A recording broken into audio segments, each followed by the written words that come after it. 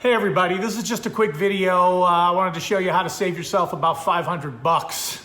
And if you own a home like I do, you become a cheap bastard. You learn how to do certain things around the house to save yourself some money. And so today I'm going to just quickly show you how to service your central AC system in your house. And in particular, we're going to clean the coil outside and show you how to do that. If you call an AC service repair place to come out and do a service, they're going to charge you anywhere from 300 to 500 bucks for this. So I wanted to show you quickly how to do it yourself with just a few tools and some supplies from Home Depot. I think all in all, this cost me maybe $10 to do this. So anyway, let's go take a look and I'll show you what you need to do. All right, I'm going to run through this thing pretty quick. First thing, safety first, is you want to kill the power. So you find your breaker panel. Mine's in the garage. I go in there, I look for where the AC unit breaker is, the main breaker, and there it is at the top of the list, AC unit. And it's a big 40 amp breaker, so all I gotta do when I'm ready to rock here is just flip this breaker, and there is no power going to the AC unit, so it's safe to go monkeying around in there. So it's important you turn the power off first. Now there's a second safety area here. There's this disconnect right here at the wall. It's usually located right next to the AC. You open this thing up and then you literally pull this thing out, and that again cuts power, so it has no power, so you don't have to worry about it. This is what it looks like. It's literally just cuts the power. So anyway, pretty simple. Now you're gonna need some tools. The tools you need are a spray bottle with some soapy water in it. You're gonna need this foam cleaner stuff. You can get this at Home Depot for like $4. You're gonna need a wrench. I only need one socket for my whole unit to take it apart. And then of course you're gonna need a hose so you can, spray the thing down. So now, next thing is you gotta take off all of these sort of side panels and stuff. So once I cut the power and everything, I can go to work here and start unscrewing all these bolts, and there's a whole bunch of them.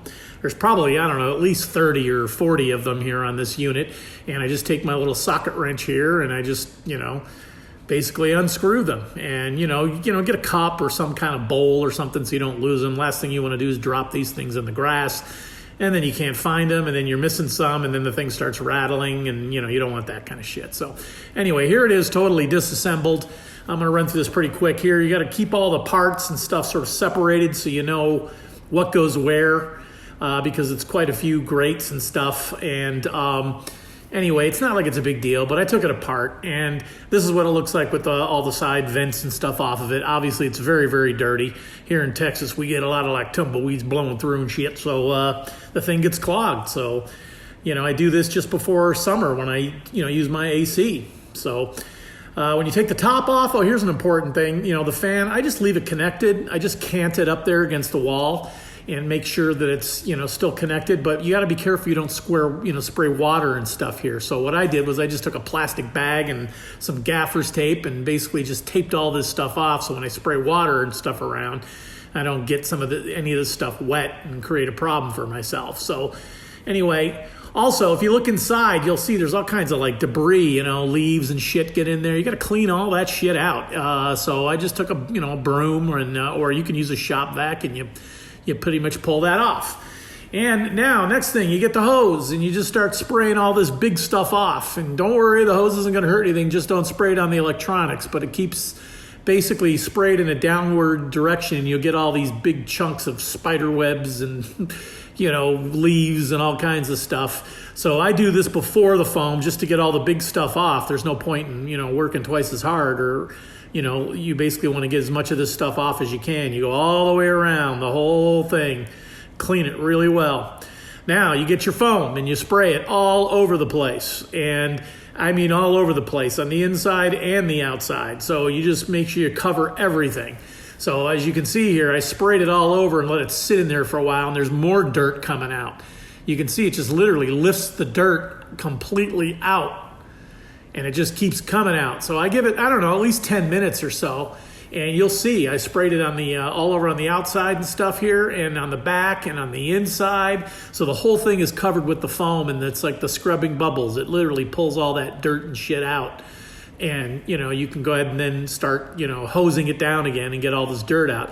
Now, you can see as you spray it after the foam application, there's all kinds of dirt that's going to come out because stuff gets in between those fins and stuff. So make sure you're very thorough and you keep spraying all, as close as you can to it, all the way around so that it's completely, clean. All the suds are out. You'll see, you'll be standing in a puddle, but you'll get all the suds and stuff out. So I did, all the way around the outside.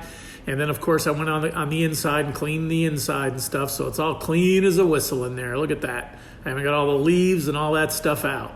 So, all right, so that's it. Now I put it all back together, put all the pieces back together, and power the sucker up and let it run. And it's going to take a little while, but once it gets done, that's pretty much, you can go ahead and change the filter, which is the last step here. As you go and, I change these about every 3 months.